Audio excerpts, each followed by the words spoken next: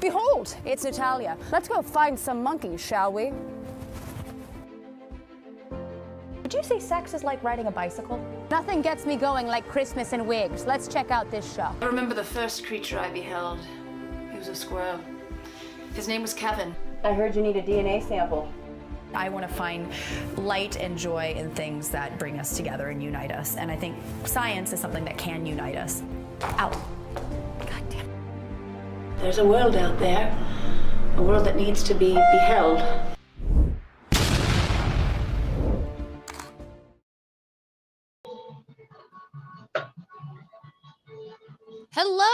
Hello, welcome, people of the internet. It's Natalia. Behold, I'm back. I took a little bit of a break. I'm a biological anthropologist and comedian, and if you've been watching the show before, you know that we cover all wacky, wild bits of science that need to be covered because right now the world is on fire. It is a giant trash fire, and the best we can do is talk to scientists who can help us make sense of it. And when I saw the story we're going to be talking about today out in the world, I almost shit a brick. I'm going to be very honest. These are two friends of mine that I'm also very happy are my colleagues too. And so we're going to be talking about something near and dear to my heart, which is both Neanderthals, maggots, and meat. I'm not even a meat eater. I'm a vegetarian, but just this story really rocked my world. And I hope it's going to rock your world too. So I want to ask you, people of the internet, how do you like to take your meat? Do you like it medium rare, well done, putrefied, and overflowing with maggots? Well, if you guess that, then maybe you are a Neanderthal. Because if you want to take your diet to the next level, to the paleo level, you might want to actually add putrefied meat and maggots to your diet, because they have now done a study where it looks like the reason why Neanderthals have such high levels of nitrogen in their remains is probably because they were eating this meat that was covered in fly larvae. And we're going to get to why that is and how they figured that out in a minute. But folks, I want to also hold on one second. This is live entertainment. And so I'm scrolling. This is what happens when you got multiple screens open at the same time. But so here's the deal. Researchers have been baffled at why Neanderthals had such high rates of nitrogen in their remains, on par with hypercarnivores like hyenas and lions, rather than more like omnivorous hominins. And so basically, they had to figure out why that was, because our liver cannot eat just a complete protein-rich diet. You know, we don't have the guts like a cat, like a lion. We have these long guts that are somewhere in between an omnivore and a carnivore, making us more omnivorous. And so basically this cool ass team of researchers were able to access cadavers and part of another study and look at the nitrogen level of the cadavers and look at the maggots on these cadavers to help determine how high the nitrogen levels were. And the results were shocking. And some would say gross, but I say delicious, quite honestly. So the maggots were not as high in terms of protein as, say, the decomposing corpse, but they are very, very fatty. And so this idea that maybe they were eating these decomposing corpses, were getting high amounts of nitrogen, and then when those Neanderthals were eating them, they were absorbing the nitrogen and also getting that fat, which helped them process this whole situation. So I don't know. I hear personally that here, hold on. This is where it gets tricky, folks. I'm going to show you some slides. There we go. Oh yeah. So I like to say putrefied meat and maggots is, basically the meal that any mother would like to make if your mother was in fact a Neanderthal. And that right there, that's my Betty homemaker of my dreams. But yeah, here we have a delicious fellow enjoying some maggots. But I heard that this meal really pairs well with grosse. And this also calls into question, is it really gross? Because we're a species that actually likes to eat deep fried butter. We like to eat lamb fries or Rocky Mountain oysters. And if you guys at home don't know what that is just deep fried sheep boner biscuits. People do that. People choose to do that. And you know what? I'm not going to yuck anybody's yum. I'm all about using every bit of an animal, including their DNA satchels. So more power to you. There they are. They're the lamb fries. They kind of look like fried clams, So, I mean, who's to, again, don't yuck anyone's yum. But this is also something that we see in the, ethnohistorical studies where caribou hunters will also eat meat that has been putrefied and covered in maggots. And it's actually seen as a delicacy. So again, this is something that we see in recent history. So why wouldn't it make sense to be in the past history in the late Pleistocene when Neanderthals were running all willy-nilly around Europe and the Middle East. God, I wish I was there. I really wish I could get a time machine, a DeLorean, and go back to the Pleistocene. We also have things like, oh God, I just blanked out on the name, Marzukatsu. Thank you. It's this wonderful Sardinian cheese that is just brimming with maggots. It's not only, it can be illegal, I think, in some places, but it is seen as a delicacy. I've never tried it. I don't know. Would you try it? That's a good question, internet. I would try it. I don't know. I mean, I'm here to grub out. But folks, this is also from people that eat blue cheese.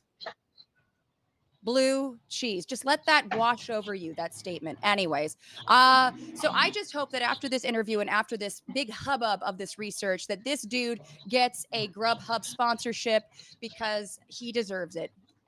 They all do. All the Neanderthals do. So, folks, I want to give a little intro to my lovely guest today. So we're going to be talking to two fantastic biological anthropologists, Dr. Melanie Beasley, whose work focuses broadly on human-environment interactions throughout the hominin lineage, when the environment is influencing our evolutionary history, in the Holocene when humans are influencing the availability of prey resources, and in modern forensic context when the environment imprints meaningful geolocation information in biological tissues. She uses stable isotope geochemistry to connect humans and the environment they live in to understand changing climate, resource availability, and life history. At Purdue, where she is, well, not currently, she's actually in Canada, but we won't go into that right now. Dr. Beasley directs the Bioanth Isotope Ecology Research Laboratory called Beer, which I like that. It's the buyer. The beer lab. It is the beer lab. It's the beer lab. I want to join the beer lab. Please contact her via email if you're interested. So please, we'll have that available, by the way. Now, moving on to the amazing Julie Lesnik, also a dear friend and colleague.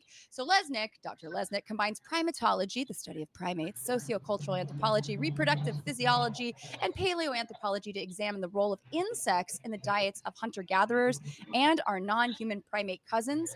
She posits that women would likely spend more time foraging for and eating insects than men, arguing that this pattern is important to note because women are too often ignored in reconstructions of ancient human behavior. Oh boy, yes. Because the abundance of insects and the low risk of acquiring them, insects were a reliable food source that mothers used to feed their families over the past 5 million years. Oh my goodness, I am so excited. People of the internet, please welcome Dr. Melanie Beasley and Dr. Julie Lesnik. Oh, by the way, Julie is at Wayne State University in Detroit. Okay. Welcome to the internet. I mean, welcome to the show. Yay! How are you two doing? Excellent. So excited to be on your show. Been like, what is it? Long time fan, first time person on your show. Yeah, well, dear, we've known each other, I feel like with 2010, 11, something of that sort. And I just watched both your careers. Yeah. I was trying to think exactly when we first met. I know it was at an AABA, but I can't remember which one. Yeah, no, it was a long time ago. I know I've interviewed Julie a few times about eating insects over glasses of wine too, talking about what pairs well with crickets versus mealworms, very important information. But I want to know more about your story, but we'll get to that in a second. I just kind of want to tackle this head on. How did you get involved in this particular research? Was this something that was brimming in your brain, or was it brought to you? Tell me more. So it's kind of I feel in some ways a coincidence of just the stars aligning in perfect alignment for this project to happen. So Julie and I had been friends already for several years, and I had been a fan when she wrote her book, and oh gosh, now of course I'm blanking because it's live internet on what the title of your book is. Do you have your book there? Like, it's insects and eating insects and hominin evolution. And so there it is, that book, which I assigned to my classes, so I should do better at this. But yeah, so like Julie and I have been friends. She had written her amazing book. I was finishing my PhD in 2016. And I've stayed at UC San Diego to do kind of one of those visiting year-long, I'll teach and figure out my life as I'm applying to things. And John Speth was coming to San Diego to give a talk. And he had not published it yet, but it was in the process of being published in Paleoanthropology, a new hypothesis about in consuming putrid meat, similar to Arctic and subarctic foragers, that he had gone through the ethnohistoric record, collected all of these wonderful, rich descriptions and quotes of the observations of Western explorers and missionaries of these different indigenous groups consuming putrid meat. And he proposed then this idea that high nitrogen values in Neanderthals and in other Paleolithic hominins was due to the consumption of putrid meat, similar to the Arctic and subarctic modern foraging groups. And so he gave this talk at San Diego, and I was enthralled with the quotes, enthralled with the topic. And I was in the midst of applying to a postdoc at University of Tennessee, Knoxville, to the Forensic Anthropology Center, better known since the 1990s, so it's been around since the 1980s, as the Body Farm. And so this is the first human decomposition research facility in the world that focuses on human decomposition research in forensic anthropology. And I basically went up to John after the talk and I was like, oh my gosh, if I get this postdoc, I'm allowed to do whatever research projects. I can pitch them whatever projects I want. I'm like, I could test this. It would not be using an animal model, but I could use a human model to test whether or not nitrogen values actually increase in decomposing muscle tissue. And I said, muscle is muscle. And he was very excited, and I got the postdoc. And so then I was there, and he had a couple of quotes in his original 2017 paper that included the reference to maggots. And of course, I get to Tennessee, and there are fly larvae everywhere. And I'm like, well, in pitching this to Tennessee, I was like, this could be a new method for estimating time since death. So there was a forensic anthropology aspect to this question of, as nitrogen decomposes during decomposition, is it done in a systematic way that we could use it to estimate that post-mortem interval? And then I was like, well, muscle tissue is only going to stick around for so long. I was like, there are fly larvae. There are lots of fly larvae. Like, what if we do both of these? And I talked to John and said, basically, there's fly larvae. We could extend this. There are fly larvae in some of your quotes. And so then I talked to Julie and I was like, Julie, I have this project and I know nothing about flies. And so that was essentially the formation of Team Maggot was John's idea, my ability to collect the data, and Julie's knowledge and background of how important insects have been in human evolution. And Team Maggot was born. Oh my God. Well, yeah, and not the maggot that we usually think of when we think of the maggots. This is the new one. This is the older one. This is the OG. The OG maggot. Yes. No, this is great. And it also, I love that because body farms are donated bodies, correct? And so it's kind of like, this is another, I think, incentive for folks to donate their body to science, because not only did it help with one study, it helped with two. It really does make a difference. So folks out there, if you're wondering if you should do it, maybe think about it. Now, Julie, when you got roped into this, were you excited? Was this like, whoa, on your radar? Honestly, it was a really interesting moment, because in writing the book on edible insects, you have to make decisions. You have to make corners that you make boundaries. For instance, like I don't have a bunch on, I kept honey out of it, right? Like you have to just eventually just pick a lane. Yeah, get niche.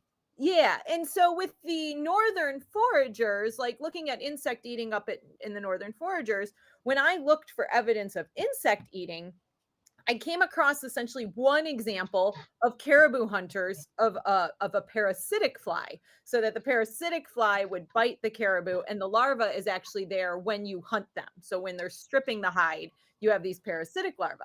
And so I'd heard that they'd eaten those. So I knew there was some fly larva consumption. Are those like bot flies? Similar, yeah. Similar? Okay. Yeah. I can't remember the exact species, like if they're the exact, but or genus, but yes, essentially. And so I knew that existed, and so I just kind of mentioned in the book, and I also just kind of though wrote off the North as sort of like Neanderthals, if they were eating insects, because I was still very largely in, because insects are largely tropical when we think about them. And so I was very much in a sort of summer availability of insects to Neanderthals. And I was like, well, if they were eating them, they'd be nutritionally redundant to the meat they were eating. So if they're there, I didn't see the value of them in the little bits of info I had. But then when John focused on meat, because I was focusing on insects, I wanted to see if people were eating insects, and I'm not getting hits, I'm not getting hits, I'm not getting hits. But when John focused on eating meat, then the maggots showed up. And so as soon as Mel told me, it was like this topple of dominoes of just like, oh my God, like boom, boom, boom, boom. Yes, yes, yes. Kazumatsu, like, oh my gosh, this is exact. Oh, fat spring. Like all of these pieces came in because it was just this little thing I kept a blinder on. I'm like, I'm not digging into it more because I got to write this book. You got to make a decision. You got to get it out. And so the North was always sort of a weird conundrum, but I didn't understand how interesting it was. And so I remember sitting there. I mean, we were on a bench. I don't remember what room we had just come out of, but I just remember sitting side by side. Mel was on my right, and I was just like, whoosh, like, yes, like this is huge. And then we went and tried to do it. We then conceptualized, how do you do this, and started setting up the study. And what year was this? So I got the postdoc in 2017. So I moved to Tennessee in August of 2017. John had given the talk at San Diego in February of 2017. And then later that spring is when the paleoanthropology paper came out. I immediately hit the ground running at Tennessee to set up essentially the permissions to do that particular project. And kind of work out the details. Like I had to kind of observationally figure out like, okay, how often can I sample? What exactly here in Tennessee, how long is tissue around? Should I be focusing on, was there the ability to put a bunch of individuals out at one time? It turned out there was another study that was going on that a lot of times when research designs are being kind of formulated and then approved through Tennessee, the idea is how many projects can dovetail onto the same donors that then you can kind of have all of those projects going on at once to maximize kind of the scientific information. And this other study, which had already been approved, I knew that they were going to be putting out 10 donors on the same exact day in both the winter in January and in the summer in July. And so that meant to me there was one big problem, which was the changing environment was going to be controlled. So that's where the initial trial of having 10 donors placed in the winter and 10 donors placed in the summer. So that would have been January of 2018 and July of 2018. And so then I was collecting essentially for that whole year, which the maggots, I was told observationally when I got there, I was like, okay, how long will I need to collect fly larvae? And everyone was like, oh, September, October. There'll be no more fly larvae by September, October. And I was like, okay, cool. Like I can, plan my Christmas travel, all of that. Nope, there was still fly larvae on the individuals going into December. And in fact, what was kind of most fascinating I found observationally was there would still be these huge maggot masses associated with the skeleton. So no muscle tissue at that point, but just huge maggot masses. And those maggot masses, they would look like the maggots were dead. And I'd be like, maybe they're dead. I don't know. And I'd collect them. And the minute that they were heated up, like I'd have the vial, I'd place with the tweezers, I'd grab the maggots, I'd put them in the vial, and the warmth from my hand would essentially, the maggots would come back alive and they would be in the vial and they'd be like wiggling around and I'd be like, they are alive. Okay. And then I would put them in the freezer and kill them again. But yes, they all went in the freezer. But that was, to me, that was one of the most surprising things is there was this belief, they were like, oh yeah, the maggots are all dead by the time that it's frozen and cold outside. And in fact, this last year, I had additional studies occurring at 2 other human decomposition facilities, and I went in January to one of them, and there were still maggot masses, and I collected a mass in January when it had already been below freezing temperatures several times.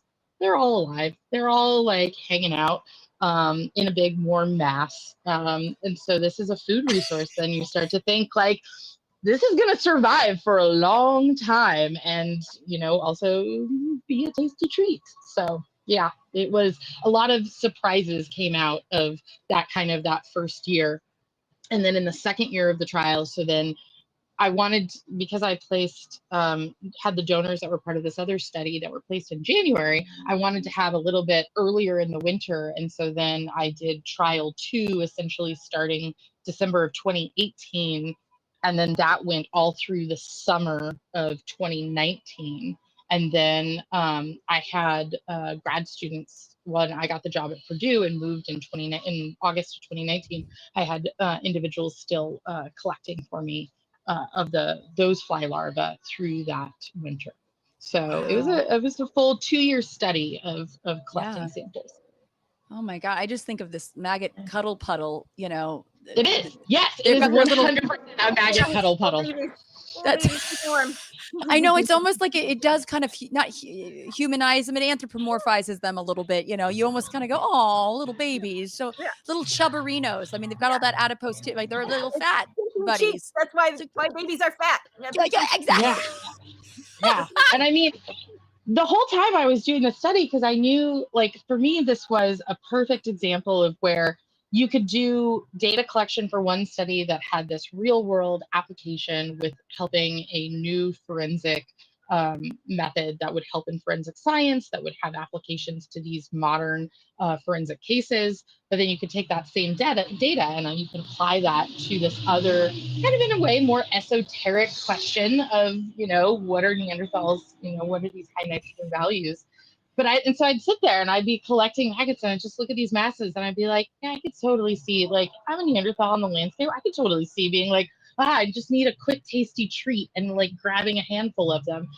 So at the same time, it was weird because I'm like, part of my brain is like, okay, these are maggots that are feeding off of human donor. Like, it was like, I don't want to eat these particular maggots, but I was like, maggots on a caribou, maggots on, you know, some sort of like large mammoth. I'm like, oh yeah, I can see this as a tasty resource. It was a very weird psychological, like, mental twisting of, okay, I get it, but I don't want these maggots. These ones, yeah. No, that's a little too close to somebody's grandma, and we don't need that, you know. Nah. Exactly. But no, exactly. And so, and while you were doing that, you know, Julie, were you looking at, I mean, were you looking at the nitrogen level? Like, what was your kind of what were you kind of coming in afterwards or at it at the same time? I mostly just got to hear the stories of the maggot collection, so like I didn't have to be there. You know, are you sad? Are you sad? I think it's gonna come back around to me. Like, I'm not worried that I won't have an opportunity to be the maggot collector. So, but no, largely I think, you know, a research team is a team for its different roles, and it always looks different. And in so much of mine was just, in some ways, like a cheerleader and just I was the person to talk to. I was let's think this through. Let's get this written. Let's propose this. Let's shoot for this journal. Like, that was, so a lot of like initial concept up front, like how do we structure this research design? But then the 2 years of running that design was just the team maggot, you know, cheerleader. Yay, let's go. But hearing those stories, those direct observations, though, like being involved in it the whole time, I mean, those trials, like that, it changes everything. Like, it really does. So like with Neanderthals, what you have is we have all this, like, give them the credit of this like intentional storage, fermentation, you know, this food preparation narrative. But how these maggots are found, this goes back to our early hominins scavenging or hunting, and how good of a scavenged resource there is under these carcasses. So it's just this resource that hasn't been talked about, that I don't think anyone knew because fat is rare on the landscape. So fat anytime in human evolution in that abundance is huge. And so it's so neat to think about. And so like how Mel said, it's like it's esoteric because like we don't have the time machine. I can't show you the Neanderthal putting it in his mouth.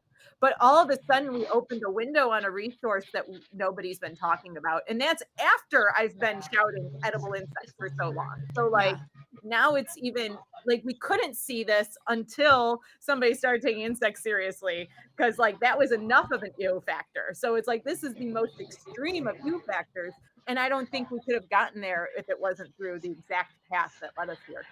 Yeah, and I love that you have taken on just this idea of eating insects, and I want you to hold up your book again because I didn't properly shout it out when I did your intro.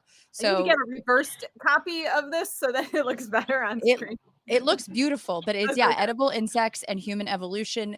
I mean, you basically talk about how our ancestors were, fueled by insects, and that like 2 billion people in the world now eat insects. So, I mean, do you have any insight on maybe why we're so grossed out by it? I mean, it's my career has been very bizarre. Like nobody, let alone me, could have expected where I went, because I just kept following the questions. And that's exactly the question that I found myself asking the most.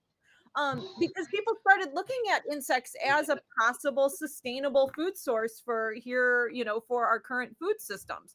Like if you're farming crickets or mealworms, like the water usage, the resource usage, the greenhouse gases they emit, like all the numbers are beautiful compared to our traditionally raised livestock, but you just kept bouncing against that bias. And so now I'm an anthropologist in these circles of entrepreneurs interested in edible insects. And it's like, oh, I have to ask this question. Like, yes, I study Australopithecines really, but like as the only anthropologist in this sphere, all of a sudden I have to address why we have this taboo, why we have this ick factor. And that just became like, it's the very same thing of John finding all these ethnohistoric quotes. It was the same thing. It was just going back, and I was like, well, okay, if it's a tropical resource, then, European explorers or Europeans weren't really eating insects that much. And so it's like, well, what happened when they came into the tropics? And so I just started looking for some quotes, and it was like, oh, they had some opinions. And so it was the same, like, it's so interesting. It's really easy to pull out quotes that are written by, sorry, the timer going off. It's easy to find quotes that are written by, explorers and missionaries, and they're very negative, right? Like these people are like beasts that are eating these insects. But then you can find quotes that are more from like ethnographers, and they're like, oh, but they delighted in them with relish, So it's so much the lens of the viewer on how the reports were written. And then it was that, though, in looking at the history of what happened after exploration, that colonization happened after, these people are more like animals is step one in being able to then take their resources, take their lives, take their land. So yeah, it's part of the genocide playbook to dehumanize. And there's no easier way. Like it's the lowest hanging fruit to be like, oh, they eat bugs. That dehumanizes them. And so it's just a playbook thing that happens over and over and over again to present day, really. Yeah, no, it's deeply disappointing. And yet what's interesting is after the original coverage of this, so originally Ann Gibbons covered our talk that we did on this paper at AABA in March. And after that, when it was posted, some people commented on the post related to that article about how their grandfathers in World War II, when they originally landed over in the European theater, were disgusted by the food rations that they would get that were full of maggots, and they wouldn't eat them. But within a couple of weeks, they would completely change their tune, and those were the coveted rations because you did get those extra nutrients from those rations by having the associated maggots. And so getting over that disgust response, even as an adult, when you're in a war situation, and in, obviously probably some extreme situations that they were going through, that is something that changed their opinion on what was edible and versus disgusting. And it's hard. We have this always like, oh, we eat bugs in these extreme situations, extreme survival. Fear but factor. And we know that, and they always just get brushed off. But I think what we're seeing here, I think that's such a really cool example of like when you say something positive about it, then somebody else can come out and say something positive about it. And then it's not such a, ew, you only do it in survival. It's like, oh my God, these things help us survive, right? Like, let's give them credit. And it's just this change in words. It's very simple, but once you start saying something positive, it allows other people to chime in. Yeah, no, I definitely remember on Bigfoot Bounty, there was one of the contestants kept eating like ant eggs. And I remember him bringing in ant eggs in the elimination round, which also they just brought in piles and piles of poop because that's, that was the DNA evidence. So it wasn't lost on me that the elimination round was a pretty good choice for a round, but they were delicious. They actually were great. And so it was one of those things. Yeah. I mean, they were like sweet. I remember it was like, oh, this is fantastic. And so I think people are surprised. I mean, I know that people have to change their diets all the time when if they have a food allergy, or like I remember I became vegetarian at 16 and hated vegetables, and guess what? Got to learn how to love them, and it can happen. And I think, like you said, it's when people are positive about it and you enter a culture in which they accept it, and you just allow yourself to let it wash over you and accept it. We can change. We're very plastic and malleable as a species, right? So absolutely. Well, and John, in his original 2017 article in Paleoanthropology, he does go into the kind of psychology of the disgust response, and that doesn't set in until about the age of 5 to 7 years old. And so it means that if you're growing up in a group where you're seeing mom and dad eating this delicacy, and it's this putrid, stinky meat with, teeming with larvae as garnish, and they're going, yum, this is great. You as a kid are like, yeah, that's normal. I mean, in my family, we're a stinky cheese family. My mom grew up eating blue cheese. We eat blue cheese all the time. I love it. But obviously, some people have that very different reaction where they're like, oh, no, stinky cheese? No, thank you. So it's all of that preference along with what do we grow up with and what are we used to? Yeah. It's a really interesting intersection of biology and culture, because it's one of our few learned emotions. And so we learn disgust through our parents going, ew, ew, ew, don't do that. And so we can just totally culturally program biology to make your stomach churn and wince and but it's fed to us culturally. So it feels so biological. It feels so like, oh, my body's trying to protect me from these insects. They must be bad because I have this physiological response. But it's like, oh no, we hijacked your physiological response at a young age. Yeah, no, absolutely. I'm getting one question real quick. Peter has asked Melanie if you could reduce background mic noise in settings below. This is live entertainment, folks. Therefore, I think I'm going to try to do this with you. I'm going to go into settings. I'm going to look at audio. I found where you can do it. Go hit, and then it says reduce mic background noise under echo cancellation, if you see that. Okay. Oh, yeah. Automatically adjust mic. I'm going to do it too, just because I'm here to emotionally support you, and this is a team effort. So I'm going to reduce my mic. Okay. I think I did it correct. I think I did it correctly. Does that help, Peter? Do we know? I don't know. Let me see. It helps a bit. We're still getting noises from the background, but sometimes it's just drowning out when other people are speaking. So my apologies. Oh, I can when I'm not speaking, I will mute. That's what I will do. That's good too. Sorry about that. Yeah, no, it's the internet is sensitive, or the settings are so sensitive sometimes. I also wanted, because the people at home might not understand the importance or what the significance of nitrogen in Neanderthal remains. What does that mean? What exactly is nitrogen 15, and what is the significance of having higher rates than other hominins? Oh, that's a great question. So in the world, I'm just going to go with the big picture. Yes. So in the world, there's the element nitrogen. Isotopes are going to be different forms of that same element that essentially have same number of protons, different number of neutrons, so they have different masses.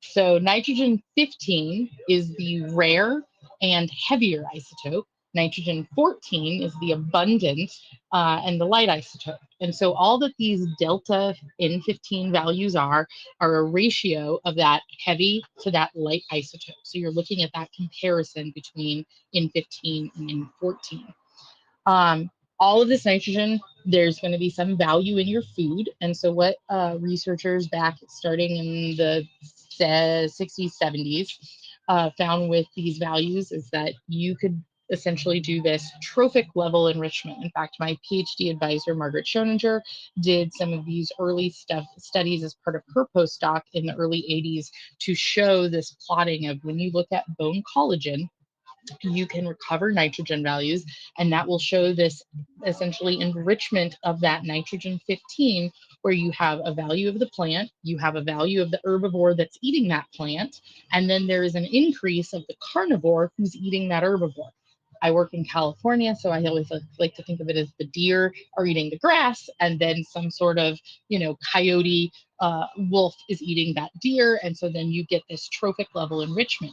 In a marine system, there's a longer food chain. So think of like all of the tiny little plankton, phytoplankton, and then you have small fish, medium fish, big fish, really big fish, moving up through marine mammals like pinnipeds, seals, sea lions. And so you have a much longer food chain that you can get those increased nitrogen values. So you have these highest nitrogen values you get in a marine food system.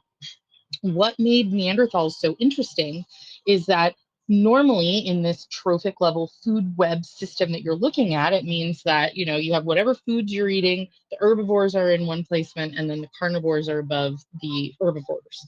With Neanderthals, the Neanderthals were placing even higher above those carnivore values. So in every site that they were finding where they were extracting collagen from Neanderthals originally this work was started in the 90s, and when Bocherens and Mike Richards and Hedges and all of these different really big researchers in isotope geochemistry were extracting bone collagen from the Neanderthals and getting these nitrogen values and looking at the associated baseline fauna at these sites, Neanderthals were plotting at the top. They were always over the cave lions. They were always over the hyenas. They were at the top of that food web. And so that's where this kind of idea of hypercarnivory originated. This was kind of going with, again, the swath of bones that were found at the sites of these large mammals with the stone tools that were found at these sites. So it's like, oh, this narrative of they are big game hunters. But of course, we know that hominins are primates, and so they have a primate digestive and metabolic system. They can't just survive on meat alone. And so starting in the early 2000s, Amanda Henry's work, I think it originated with her PhD, I think it was before her postdoc. She did some really wonderful work looking at plant foods and dental calculus, and did these not only recovering the plant phytoliths in the dental calculus, but also looking at experimental work to see that you can actually see evidence of cooking of these plant foods within that dental calculus. And she had a series of a couple of great papers. There was a paper then of, well, are marine mammals part of this at all? And there was one site from Gibraltar that might have had a bone that had some cut marks on a marine mammal. And so then there was that kind of waged into that debate. But yet this kind of narrative of hypercarnivory persisted. So it's not that we are the first ones to say, hey, maybe Neanderthals had another explanation. It's been about 20 years of people saying, hey, there might be another explanation. And honestly, it's probably not just one thing, but I think what's kind of the nice contribution of this is that we're talking about something that ethnohistorically we have lots of evidence from that ethnohistoric record of what individuals were doing in these Arctic and subarctic regions, and it makes sense. And it turns that lean game meat into a protein with a fat by eating that associated together. And so I think that, associated with how high the nitrogen values are, really is a compelling argument for this might have not be the sole answer, but it's probably part of the answer. God, that's so fascinating. Yeah, it's a lot of fun. It really is a whodunit. I mean, I feel like a lot of these esoteric, we talk about these sort of assumptions that we make, but through a lot of rigorous research are so fascinating. But it also, who are we, the weirdos that think these things? You know what I mean? Like I love anthropology for this. I do want to say real quick, my unfinished journey said, hail Natalia, hail Dr. Beasley and Dr. Lesnik, hail Body Farms, and hail 3K followers. Thank you very much. My unfinished sock says, don't confuse maggots with maggots. Like and share the stream instead. Yes, this is very true. Now, I was curious actually about the anatomically modern human contemporaries at the time, and what were their nitrogen levels? Were they same, similar? The same. Yeah. The same. Like if you look at the mean values for that time period of Neanderthal and anatomically modern humans, they're identical. Like that mean nitrogen value is identical. And yet there are these two very different narratives that have been put forth for the Neanderthals and for the anatomically modern humans. For Neanderthals, it's this hypercarnivore explanation. For anatomically modern humans, it's this widening of the diet breadth to include things like fish and waterfowl and a more complex diet. That's so. Why? I mean, even when I think it's not marine resources, like at sites that are not like marine, they're like, oh well, they must have marine resources from somewhere, like they're doing some field trips.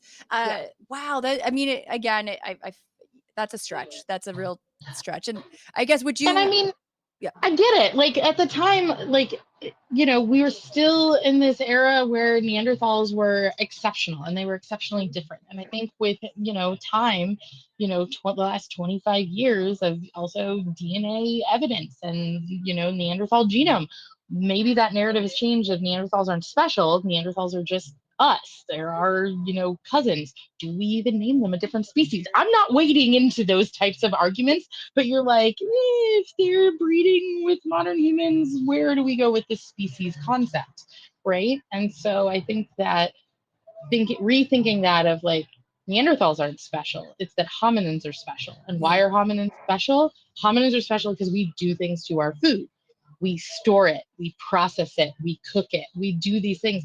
And that might be the better explanation for why we're getting these high nitrogen values, is that we are not sitting at a trophic position where we should be because cooking changes that.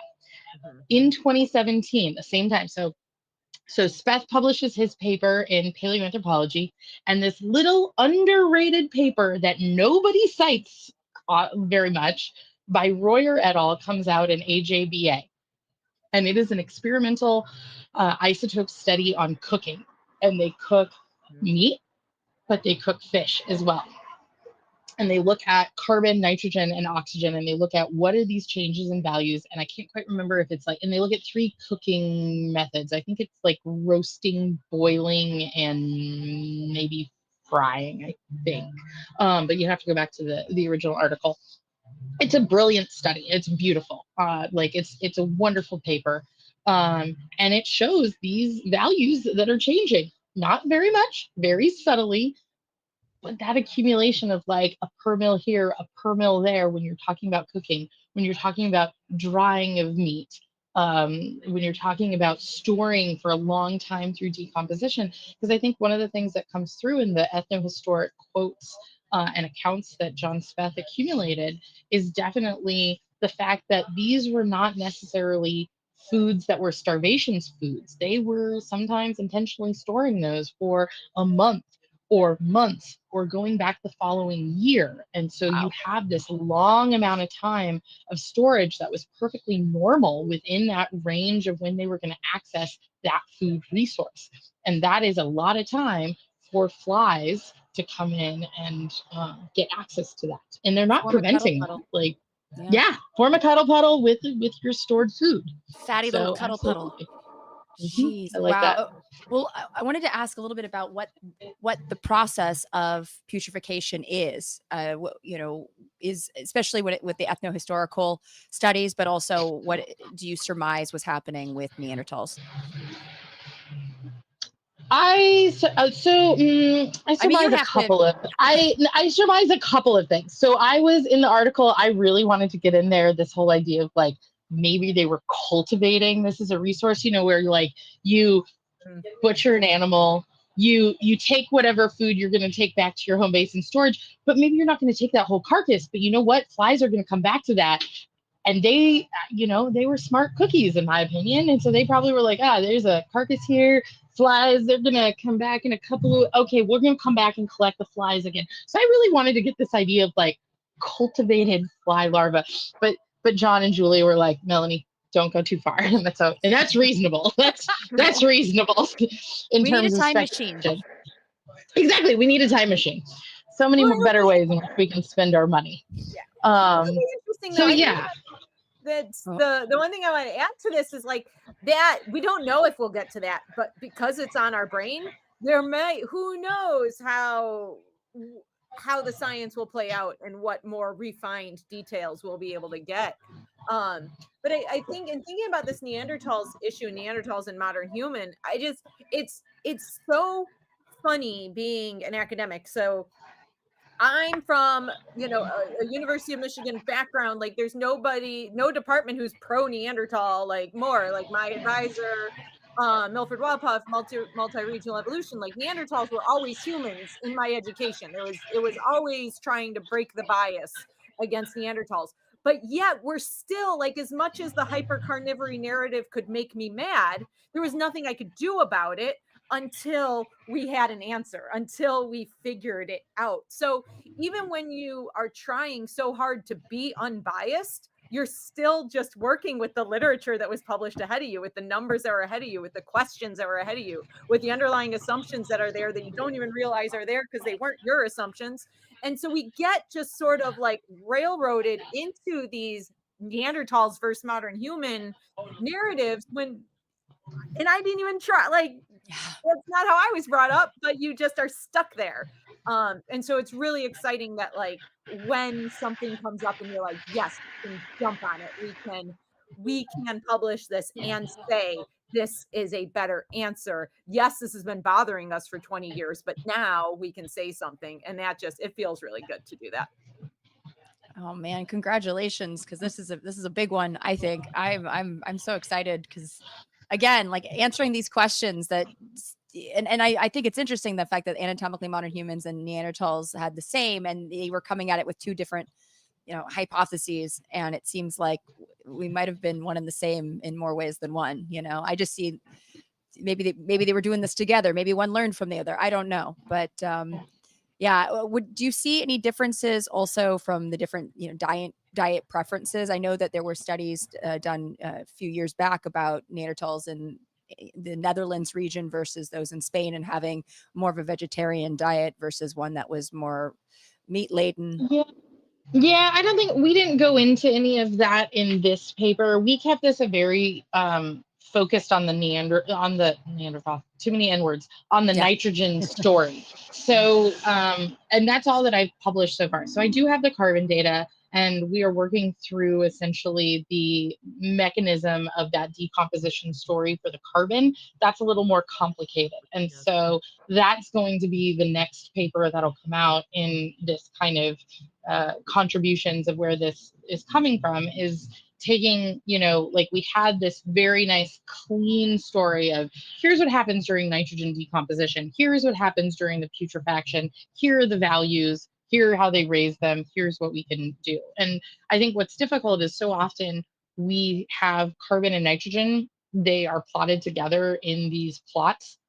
And so people are like, well, you have to have both of them. And then the models that we use or that people use for estimating diet and amounts of diet and like those different contributions of different food resources are predicated on looking at the carbon and nitrogen in tandem together. So that will be kind of this next phase of the story, is looking at, okay, how much maggots would you have to eat to raise those values? So like then when we can use some of these existing mixing models to look at that nitrogen and carbon in combination and look at these in-member resources, then we'll be able to kind of, throw out some other hypotheses about that.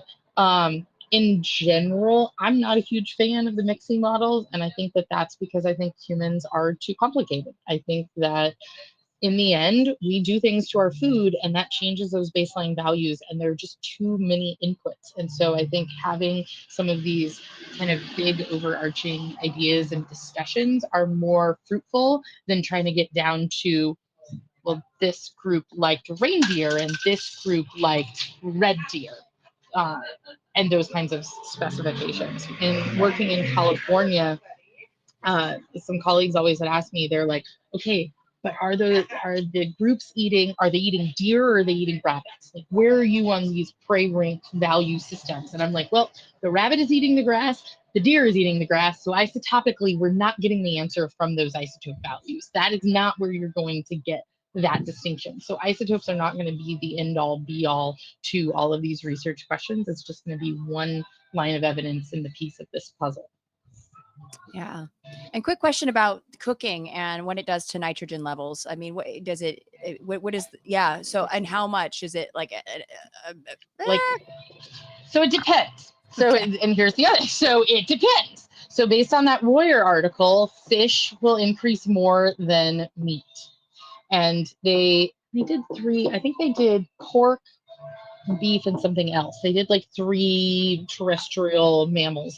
And the nitrogen was much more subtle. It was around, I'm not going to remember exactly, but I think it's around a per mil or so of an increase. And then fish could be as much as like 3 per mil in an increase. And 3 per mil is a trophic level. Yeah, that is that.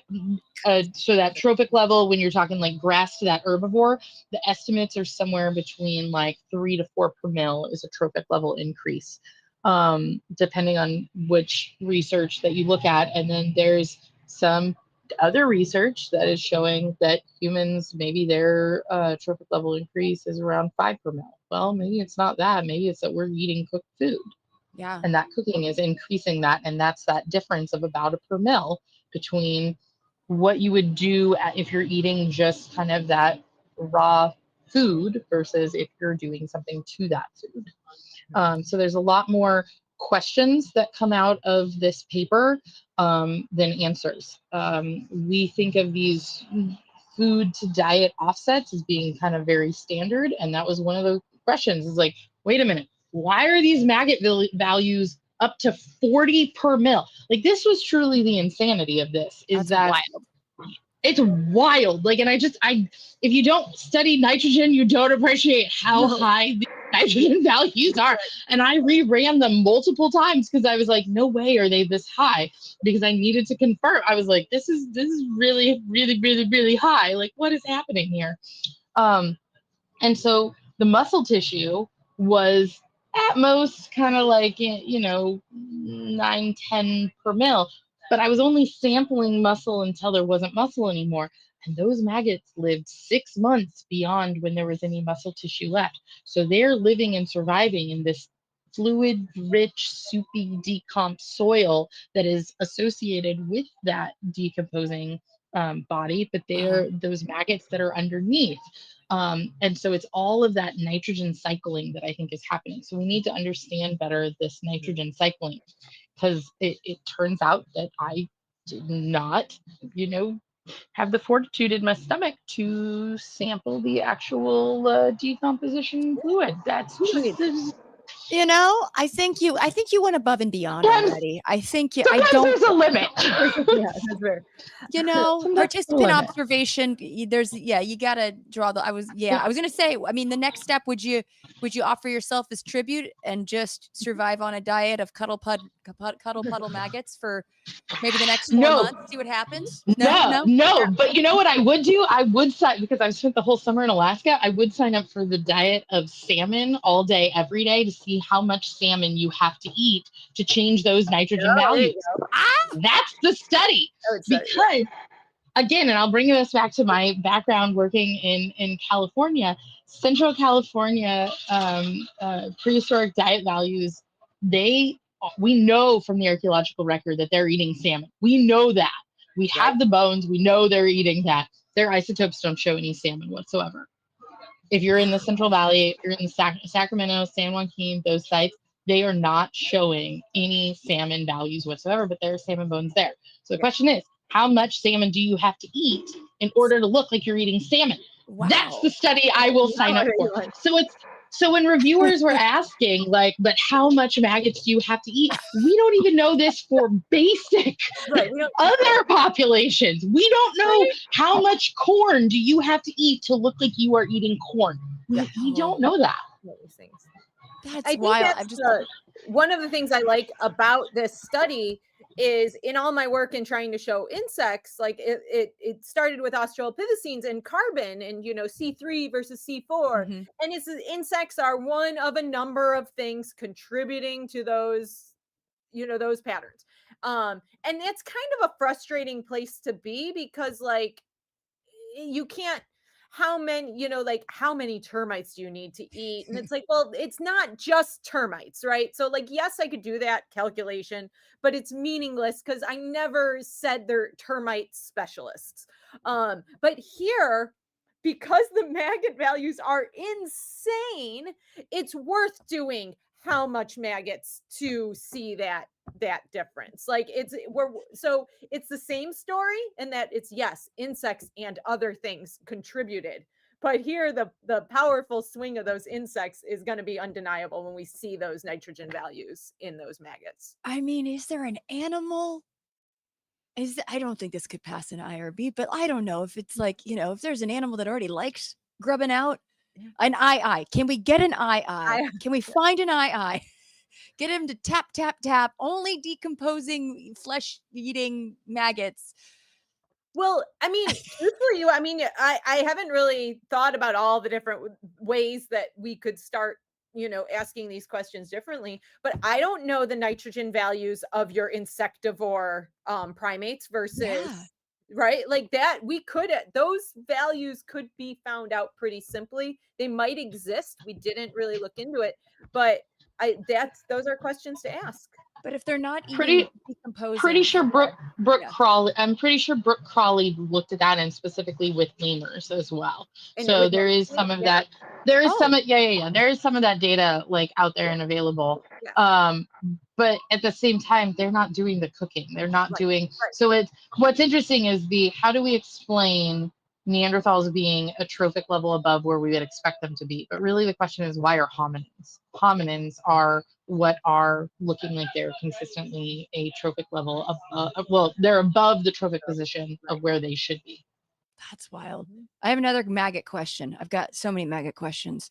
I never thought I'd say that. That's not a sentence that I thought would ever come out of my mouth. But with the maggots that are eating the decomposing flesh, I would assume they're the ones that are going to have that very high nitrogen. But what about a maggot that hasn't done that yet?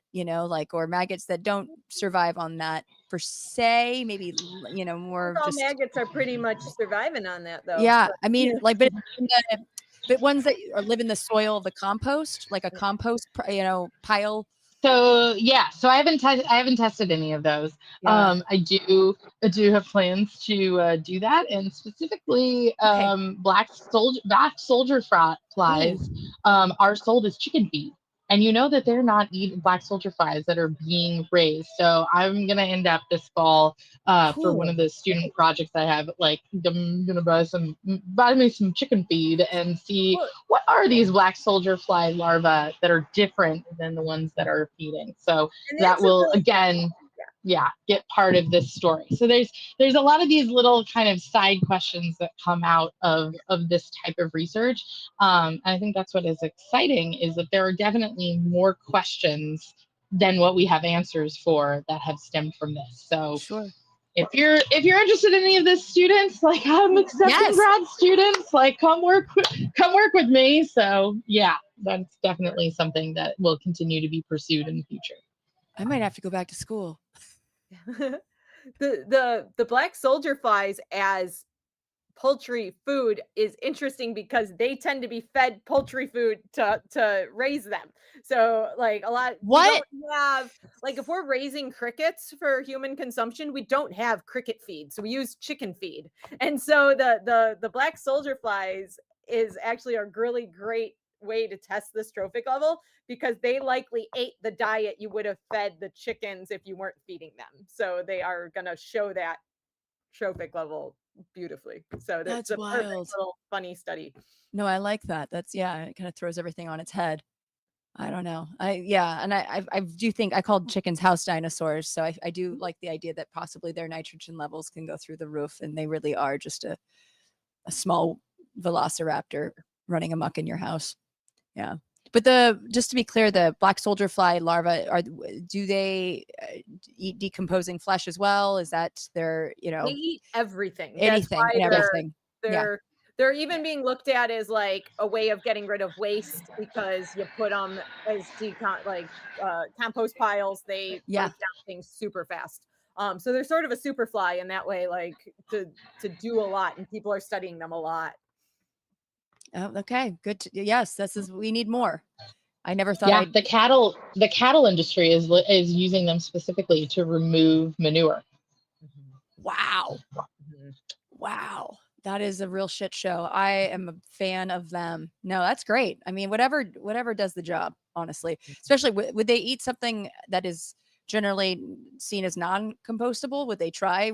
I could almost. There are insects that eat plastic, but I believe those were beetle larvae. I believe that was more the mealworm than the maggot. And so it's always funny when you get into these conversations because like we'll be talking about mealworms as food, and it's like, but don't eat the ones eating the plastic. Like that's not what I'm saying. Like you can have your mealworms eating plastic to like get rid of plastic, but then you can have mealworms for us to eat, and they'll be delicious. But don't eat the plastic eating mealworms. No, don't do that. Don't public service announcement. Yeah. Don't eat the plastic eating mealworms, maggots. Nope, don't do it. Have you guys enjoyed a little maggot action?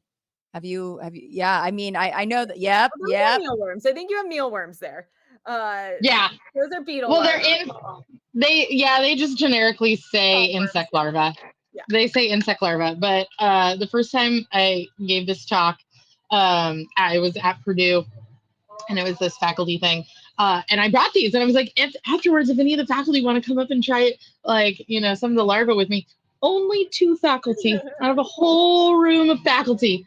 Nobody would do it, but I had two brave sociology souls who were friends of mine. They were like, yeah, we'll do that. Because, I mean, they sell these in Mexican spice and cheddar cheese. It's much easier to give a talk about termites and get people to eat insects than it is to give a talk about maggots and get people to eat insects. Like it's just, that's sort of the irony of my life with this study is that like I've worked so hard to be like positive and no disgust value and let's talk, and then but then larvae are you did it. I did get. I mean, these are freeze dried, so they're like just crunchy and good. And put anything with nacho cheese on it, and I'm there. Yeah, but I have eaten black soldier fly larvae. So that aside, I have eaten black soldier fly larvae raised for human consumption. And so I have eaten maggots. I never really thought of it that way because I try to use the word larvae as much as I can. But yeah, I've had maggots. I guess is maggot. I mean, and forgive my ignorance here. Is maggot and mealworm, are they two separate things, or I thought so one is beetle larva, one's fly. Means a fly larva. Yeah, maggot is fly larva, and so they're all larvae. It's just a larva of a specific species, order or whatever. Yeah, so flies. And if you talk to an entomologist, they get very touchy about the term maggot because that's like the colloquial, that's the layman's term to use. This is a conversation we had to have about this paper is like, can we, like, I remember Mel being like, can I put maggots in the title? And I was like, we can put maggots in the title. I mean, forever. Term. It's specifically it's a colloquial term that elicits disgust, right? Like it is a word that we tried to use carefully. Yeah. Well, and I won't lie. I like the alliteration, maggot Melanie. Like my research just becomes, Melanie's doing maggots. It's maggot Melanie, girl. Maggot Mel. Maggot Mel. Oh no. Whatever happened to Maggot Mel? I think she's down in the body farm. Yeah. I mean, I want to watch this show, folks. That's all I'm saying. I want to see. I feel like this right here could be a great anthro sitcom, personally. again, it's the combination of all the good things: eating insects, Neanderthals, a whodunit. It's the best. Now I got to ask you, and I feel like you kind of touched on it a little bit. What's the filthiest thing you've done in the name of science? Yeah. I would say, Mel, you win on that one. I'll have to think. Talk about collecting a little bit more. Oh no, we lost your. Your sound is We lost gone. your sound. Sorry, I think I froze there for a minute. What was it? What were you guys talking? What's the filthiest thing? Oh, sorry. What is the filthiest thing you've done in the name of science? Oh, recording error. I don't know what's happening now. Oh no, I think you might be frozen. No, Hold on. Canada's being mean. Yeah, I know. I can hear you guys. We can hear you now. I think you're good. Yeah, I did. Okay. Yeah, Okay. Because you guys are frozen, but I can hear you. So I don't know. Weird. Learn more for recording error. I don't know what's happening.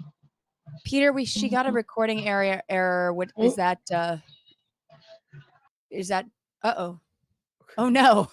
Oh no. Did we lose her? Ah. We did lose her. 1 second. Okay. Canada has taken another. I'd like to think it was the mealworms that just were like, slowly. Yeah, I think it was. We weren't ready for how filthy her collection stories are. I can't wait to hear, because I have the first time I ever went to a cadaver lab was with Blaine Maley, who I know you know. But do you know Blaine? No. Okay. He ran the med school at Marian University in Indianapolis, and we went there after lunch, which was not preferable. Right. And I remember it did, well, I don't know what is preferable, but it smelled like barbecue sauce. I'll just say that. I felt like I know a faint whiff of BBQ. So, what about you? What's the filthiest you've done? The filthiest I remember was doing bioarchaeology in Peru. We were excavating a tomb that was a structure they called a chulpa.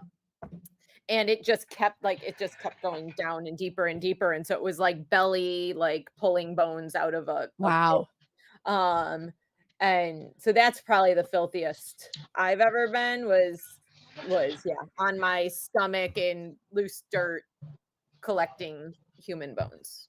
That, who amongst us has not been on our stomach collecting human bones in a world of dirt? That's amazing. Oh, that's so.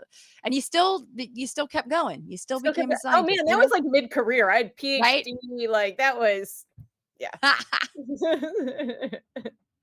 So Mel, we're talking about the filthiest things we've done for science. I feel like it's probably this study for sure. But I mean, at the same time, like we think of this as, it's larvae, it's decomposing individuals. But at the same time, there's a shout out that goes to the donors who have given the ultimate gift, which is themselves to science. And none of this would be able to be possible without that amazing gift of donation. And so in some ways, if you have the ability to kind of separate that is an individual that's dead, and you can say like, oh, this is for this greater good of science and this project and this research that they themselves wanted to be a part of, then I think it's less disgusting and more like kind of that reverent respect that you have for individuals who have donated themselves to science. No, that's a very important thing to acknowledge, because it is the ultimate gift, right? Yes. It makes a huge impact. And I know that I remember, who did I interview? Was it Kim Congdon? Shout out to Kim, fellow anthropologist. Shout out to Kim. Yeah. We talked a couple years ago about the shortage of cadavers and how it's tough, and you can't really, we were joking, like you can't really advertise on the side of a bus, like, got body, want to donate to science, like it's not something, and there's also need to investigate and do some research to make sure it's not, it's going the way where you want it to and things of that sort. But it is, important. it is a gift, and it does help progress our field. So yeah. Oh my goodness. And have you gotten any pushback from any haters? Not as of yet. I mean, I think some of the quotes that people were quoted on in the news coverage, people, very respected Neanderthal researchers talked about how they would like to see this done more on actual foods that Neanderthals were eating. And I absolutely agree. This was seen as a pilot study and proof of concept of what happens to the nitrogen. But having, the land space to do something like with cattle, with deer, with some larger herbivore species, that's going to take a little bit more logistics. And so I saw this as a dual purpose study and a first step rather than the answer to end all be all. Yeah. I think we were very intentional about getting the forensic data out first, right? This study was done for a forensic study, and then the Neanderthal stuff was secondary, like an opportunity we had. So that was very intentional. But I also was very surprised that there wasn't that, like in going through review, that there wasn't pushback about the human cadaver. Because honestly, I was worried about cannibalism, people talking about cannibalism, like, because that was 20 years ago, Neanderthal cannibalism was like the hottest topic. And so it really was not an issue, I think, because of how we did the research and we were able to just write up the research as such. It was very clear that we took advantage of an opportunity. We didn't set out humans to study Neanderthals. And so, yeah, people understood what we did and didn't spin off on the things that I thought they might have. So it worked really well. Wow. It's almost like they understood the nuance, which is, wow. You don't expect. Is not, it reminds me of what I think, was it Eric Trinkus that did the paper about Neanderthals and their injuries similar to rodeo clowns. And unfortunately, I love, and people were like, oh, they were writing woolly mammoths. And it's like, love that paper. No, you knuckleheads. We need to just bring back the woolly rhino so you can lay out a bunch. Just kidding. That's not a feasible plan. But no, that's I'm glad to hear that there hasn't been pushback. And if anything, people are like, oh, we like this. Let's try to do more. Let's maybe give you more money. Well, and I think in a time of precarious funding and not knowing what's going to happen with scientific funding, showing that you can have research that addresses a real world modern problem, but then use that same data to ask some of these questions that we might also find interesting of the past. That, I mean, whether Neanderthals ate maggots or not, I don't know how relevant that is to modern humans today, but I think it's really interesting. And I think that it's a great test of that hypothesis, using the data for a forensic anthropology project, but also to use it to test this hypothesis. Could possibly give us ideas. I don't know. The future is a little bleak. We might have to get resourceful. Yeah, exactly. And that's how I feel about my edible insects research, is like, we don't need to do this today, but there is some day that you're going to be glad that we've had this conversation already.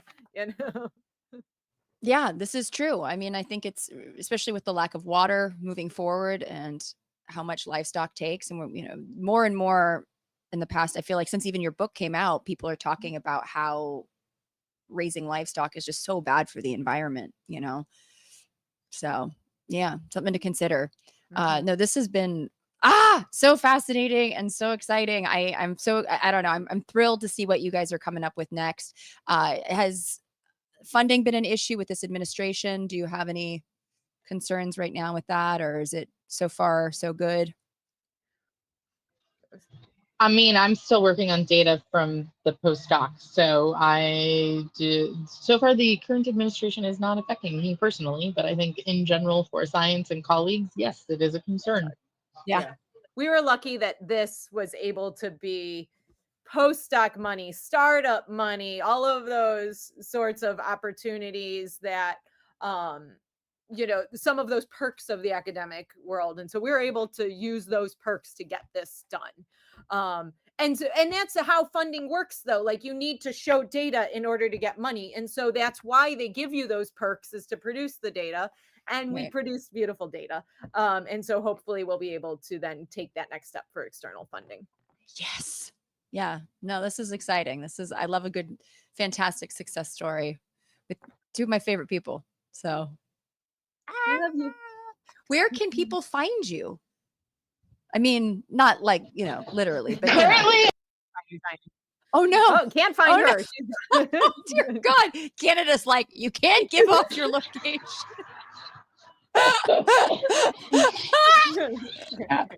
The maggots were grabbing you and taking you off into the night. Exactly. I mean, I'm at Purdue, so yeah, in the middle of the Midwest for both of us. Yeah. I think the only social I really use sort of anymore is Instagram. I have a blog I'm trying to write. That's what she meant. Yeah. Oh, that's what you meant. I didn't understand that. Oops. Give me your coordinates, Melanie. Give them to me now.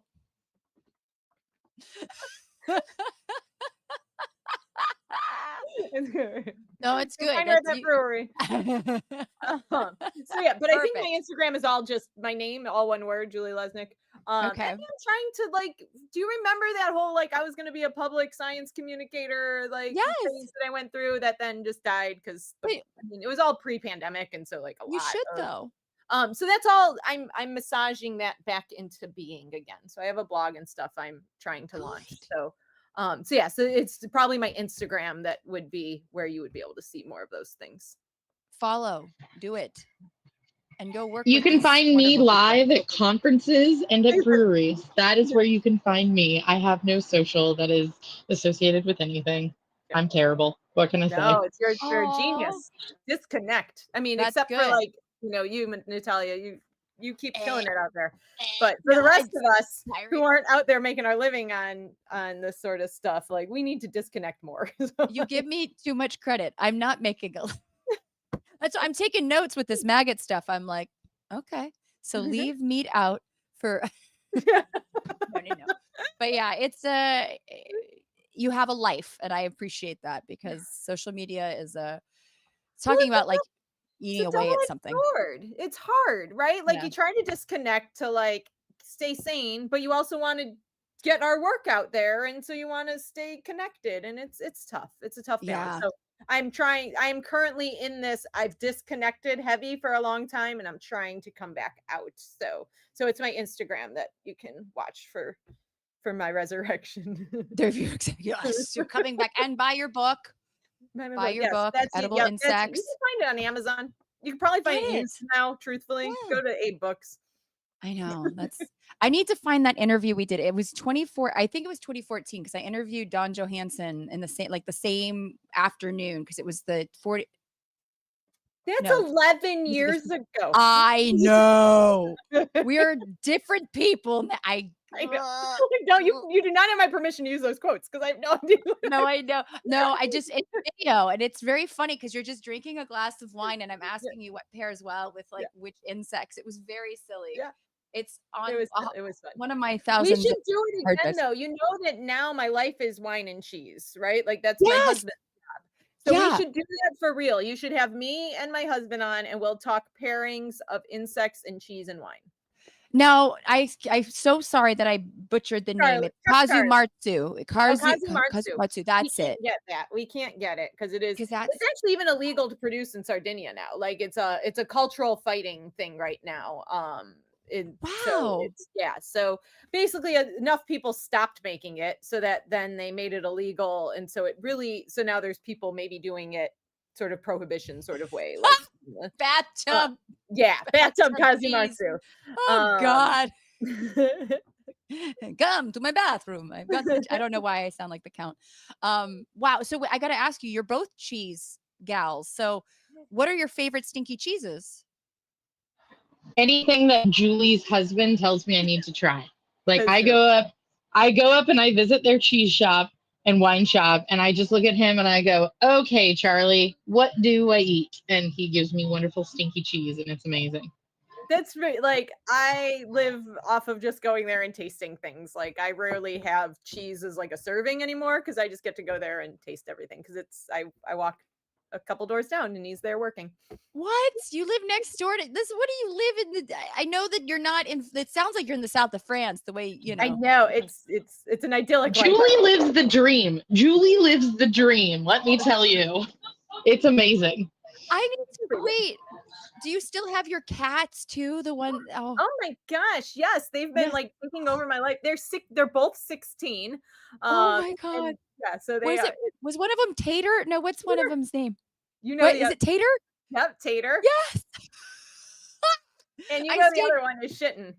Shitten. Yes. How did I forget Shitten? Oh my god, because Shitten is the orange one, right? Yep. And I have pictures of Shitten like just like screwing with Tater, like putting him in a death grip like this, and Tater, you know, Tater's just like, I accept this. This is my fate, and Shitten's just like, God, I love your weird animals. And you have Melanie, do you have a big dog?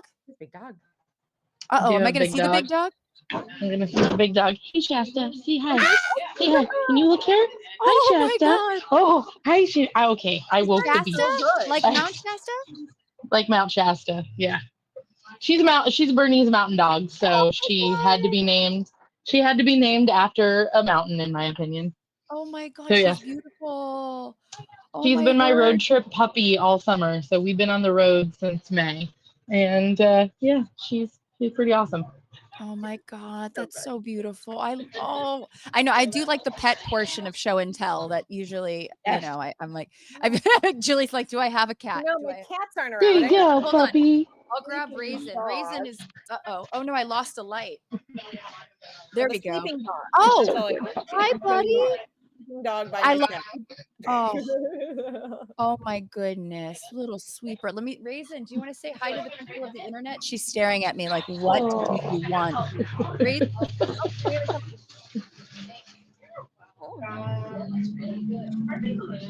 You're a good girl.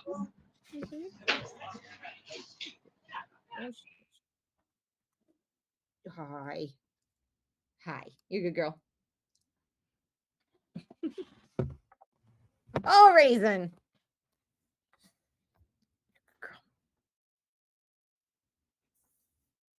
Sorry, what's up? Can you hear me now? Yeah, Can you hear me now? Yeah, I can hear you. I'm still muted? Oh. You're good now. I can hear you. You're good. Okay, good. Sorry, Raisin, you know, she does things. Anyways, that's the dog portion of the show. That's adorable. All of the dogs honored. We needed a little of that, a little, you know, frivolity. They're stinky cheese monsters. That's what. Yeah, I would say they would all love maggots and stinky cheese without any issue. Yeah, none at all. I think they'd just be enthralled by it. That's the thing. Again, like we're talking about just this idea of what is gross and I mean, that is all relative. It is just, I mean, I survive on peanut butter and peanut butter alone, and people think I'm absolutely foul for it. But like, you know, Shasta will eat Manchego cheese. She'll eat Jarlsberg. She will not touch Kraft singles. She has a level of standards that is insane. She's like, that's not cheese. Simple. That's wild. I love her. I love that. Yeah, I love her. Oh my gosh. She's like, no, that's plastic. That right there. Actually, yeah, that pretty much is probably hydrogenated oil. Yeah. Oh my goodness. You guys are the best. I wish we were doing this in person. This would be, you know.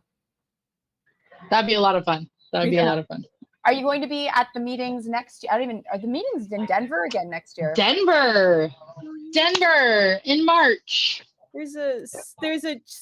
Denver has a chance of convincing me to go there over other places. So we'll see. You might go to Denver? Maybe. I don't know. Yeah, I have missed the past couple. So I don't know. Triple A's more than AABAs now, just because my research questions have shifted that way. So I tend to do triple A's more, and I have no idea where that's next. So who knows? Oh, it's in New Orleans this year. New Orleans? I believe it's in New Orleans. Okay. Are you going to New Orleans this year? I don't plan it. I don't have an abstract in for this. Yeah. Do I? I don't think I do. I would love to go, but I also, you know, it's they're a lot. It'll probably be another year because I'm like my research is adjusting and shifting, and so I'm doing a Society of Historical Archaeology is going to be hosted at Wayne State. We're doing it in Detroit. So great. So after Society of Historical Archaeology, after I do that talk, then I might be ready to start doing other conferences again. Oh, that's great. Okay, well, fingers crossed. We'll all cross paths shortly and enjoy some maggots over some, you know, Malbec. I don't know. What do you, Rosé? That's maggots and Malbec. Maggots and Malbec. Huh? I would go white wine with maggots. So you know, right? Yeah. It's what do they taste like? Do you know? You know, it's you know, a good bubbly. Go cava. Bubbly, yeah, exactly. I don't know. I feel like they probably have a nutty taste. Personally, I don't know why. That is just what comes to mind, but I don't know. It's gonna be more along those lines. Yeah, there's only one way to find out. Only one way to find out. But we can get those black soldier flies. We can do it. Okay. Well, I know what we're doing next time we see each other. Yes. Well, thank you so much, you guys, for being here. Thank you. Oh my goodness. And I know, Melanie, you had to track down Wi-Fi and set up. I got Wi-Fi though. It's great. You did it, and I very much appreciate it because I wanted to cover this sooner rather than later because it's such a cool story, and I cannot wait to see what else you guys come up with because it's gonna be good. And yeah, you know, I'm ready to grub out now. I'm actually kind of hungry, so this did not destroy my appetite. Nope, it's a good time for a snack. Well, thank you so much, and if you have any other parting words or things to look out for, feel free to let the internet know. Thank you, Internet, for liking the maggots. I appreciate it. Yay! And I have the article in the description, so please read it and read all the corresponding fun articles too, because they all are great. You guys are great to interview, so it's fun. Awesome! Yay! Well, have a great day. Be safe, and awesome. Yeah, I'll see you the next time, and I'm gonna wrap this one up. Hold on one second. This is called live entertainment. I'm going to thank you, Dr. Melanie Beasley and Dr. Julie Lesnik, for all that you do to teach us about Neanderthals of meat and maggots. So thank you for that. And be sure to follow them on any socials that they mentioned. And a big thank you to my producer, Peter DeTucker. I always call him Dr. Peter. He's definitely a doctor in my mind, not a real doctor, but a doctor in my heart and mind. And here's a quick reminder that if you like this, please like it, subscribe, and comment. Send questions because these are friends of mine, so I can ask them questions post-show. And if you want to support this elaborate production, you can join my Patreon. It also supports my other SciComm work, and I'm also launching a Substack soon, so please keep your eyes open for that. And I want to thank my wonderful patrons who have been supporting. You have made this possible. Thank you so much. So my patrons, Daniel Wynn, Claude Allen, Tom Skullbeard, Tori Yates-Orr, Redding Maley, brother of Blaine Maley, Dana Logan, Michael Z. Weinstock, David Leitner, also an anthropologist, James Hudspeth, Dr. James Hudspeth, Anthony Zana, Tom Berman, not a doctor, Jen Beverstock, Scott Froschauer, JSB, Jeff Cohen, Andrea Bloom, Dr. Jonathan Marks, Kelly Frazier, Michael Clanton, PJ Shapiro, and Carrie Dorr. Thank you so much. And next week we are TBD for guests and time, so check back shortly. And until next time, folks, stay extra filthy and have a maggot or two or three.